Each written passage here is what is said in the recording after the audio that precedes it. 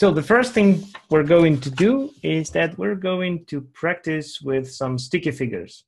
It's always good to practice that part because a lot of the time when we're using visual thinking, we want to draw the visual representation of the objects we are interacting with, and since most of the stuff we're dealing with is done by people, we also want to have people in our visualization.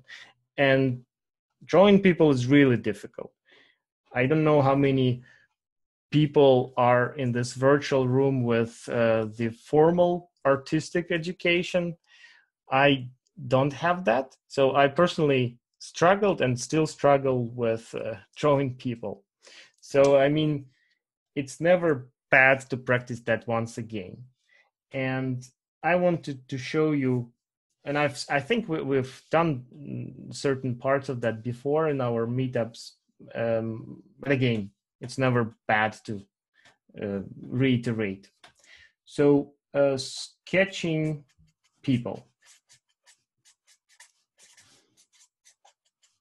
I'll share with you the method I'm using, and I encourage you to just, draw along on the medium of your choice. It can be a digital device, it can be pen and paper like I'm doing right now. So sketching people. Usually what I say, especially to myself and other people who are new to drawing, is that first of all, we need to make peace with the challenging task of drawing a figure by breaking its complexity down to some simpler shapes. And if you look at some of the nice looking simplified drawings of people, they can be broken down to certain elements like a circle, a rectangle, and basically lines of a straight nature, of a curved nature, things like that. So very simple shapes comprise the elements that we need for drawing a sticky figure. And if you think it's difficult to draw a person, then one way of getting there is to approach through practicing simple shapes. Like, can you draw a circle which is more or less looking like a circle? Can you draw a rectangle that is more or less looking like a rectangle? How bad is your line, right? So that's the kind of an entrance into the practice. And if you practice these few elements enough times to feel confident, you can quickly sketch a circle and a rectangle and lines. Then drawing people is basically about two things. First, the finesse of performing those basic elements, and the second is the synthesis of these elements together in a certain proportion, so it now makes sense when we combine these things together. When I know that when artists are taught to draw people, they're given quite sophisticated approach to the proportions of people. And when it comes to sketching people, which are much more simplified versions of depicted people, we can also simplify the proportions that we can use as our guideline. As far as the proportion, what I found practical and useful is to, let's say, start with the unit of measure being the height of the figure. So let's say this is the sketched person height, right? So this is the sketch person height. Then basically the main thing is to know how to find the middle of that height and subdue the major proportions and considerations to the full height broken down into two equal parts. Now, what I usually do, and I've noticed other people sketching simply doing the same, is that they place the head and the torso somewhere in this half or a bit more than that. So basically, you could say place a more or less large head here, and then complement that with a torso. Yeah, and I used up a bit more than a half, but it's okay. I mean, it's more as a guideline, as an orientation anyways. And of course, I could have placed it here, but I personally found that I like when the legs are a bit shorter than the proportion suggests. So now you need to add arms and legs, and that's the finishing move, right? So you add your sketched person legs and then the arms. I also found out recently, well, relatively recently, that the length of the arm and the length of the leg are supposed to be the same. And that makes things easier because you don't have to remember the specific proportions between the arm and the leg. So now a few more moves and our figure will be complete. So you can add some sort of a simplified drawing of a palm, of a hand, the feet, and some really basic expression built around a couple of eyes and a smiley. Something simple like that can give you a person that looks, you could say, professional and neat enough to be used in your visualizations. And then if I have the opportunity working with paper where I could use the brush pens allowing me to play with the gray color, I also like to add some shadows inside or outside of the torso to give it the volume, the impression of 3D, so to speak. And then basically following the same approach, you could place a person in different postures.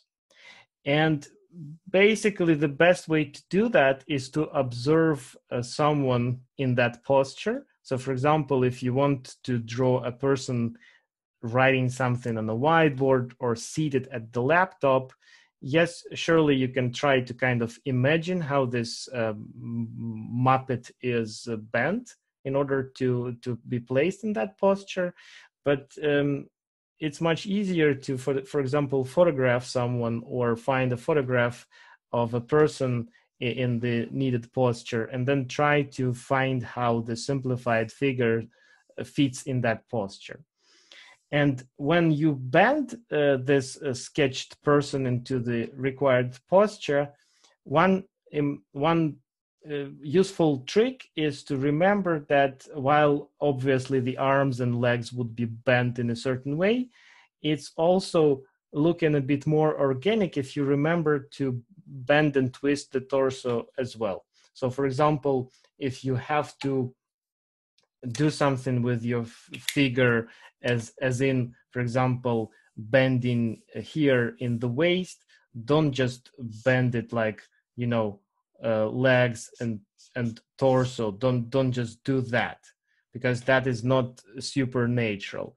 Also try to continue this bending movement by expressing the bending in the torso as well. So basically, on top of the complexity of drawing a rectangle, you want to also practice how a bent torso would look like. How do you kind of move the rectangle along a curved line? So you need to practice a few moves like this to understand how a rectangle would be bent if you needed it to. this is something that is useful to practice a couple times to feel how your drawn torso would follow the major line of the posture shape. So that is like a gateway between a straight figure and some more natural postures where we find people in. And let's see how this could be used, for example, to draw a person seated at her laptop during a virtual session like this. So basically what I do when I draw people, I imagine the future posture, and in order to demonstrate the process of my imagination, I will use a lighter gray color. And in my imagination, what I see is some sort of a framework of a future posture bent above a laptop seated at the imaginable table. So this is how I try to project in my mind what the future posture would look like. And then practically speaking, when I need to now sketch it on paper, I would usually try to imagine this in my inner mind. And then I would start with a head. So let's say I will put a head like this. And then my next move would be to connect a torso, and remember just that I bent it a bit so it looks a bit more natural. And then, of course, the limbs follow, like one leg, another leg, and then the arms. And when it comes to the arms, just make sure that they start at the shoulders and that they are aligned in an organic way with regards to where they are supposed to appear. And then you finish off with the accessories you need to depict what is going on. So that is just a very quick and simplified demonstration of the steps that you could take in order to sketch confident, simplified people, and what considerations you should keep in mind when doing so. And if you have any questions or comments, please do feel free to share them either through chat or by unmuting and engaging in a conversation, because after that we will continue with the rest of the assignment. So do you have any comments or questions to that?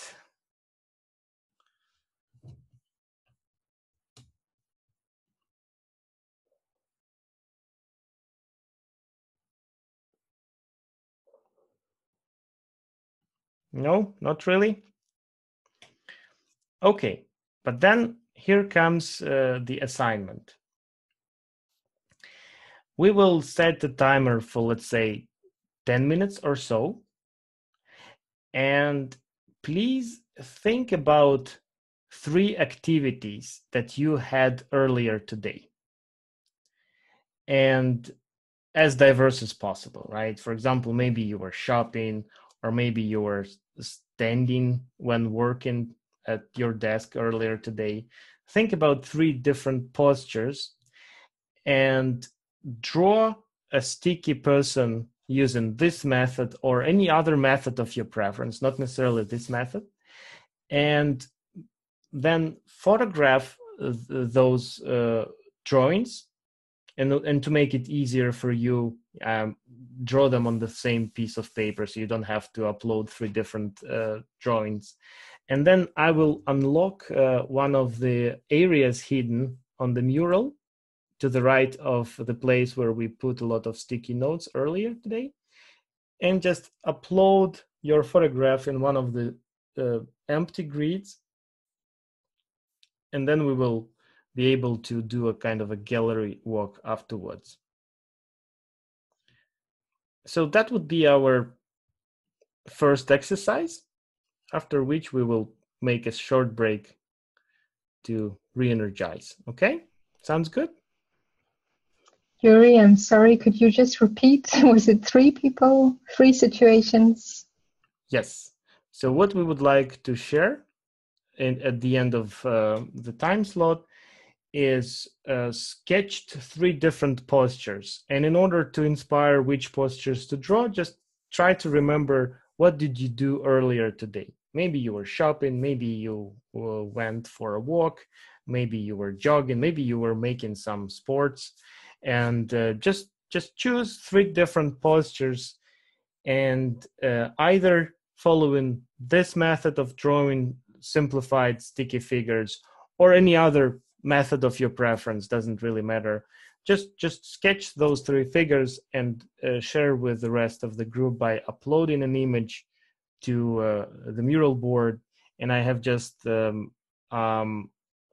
unlocked, not unlocked, but just made visible one of the grids where we could share our drawings. Okay, so 10 minutes for that, and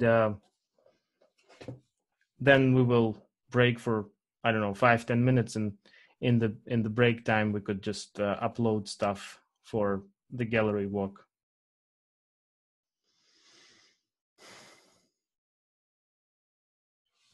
Okay.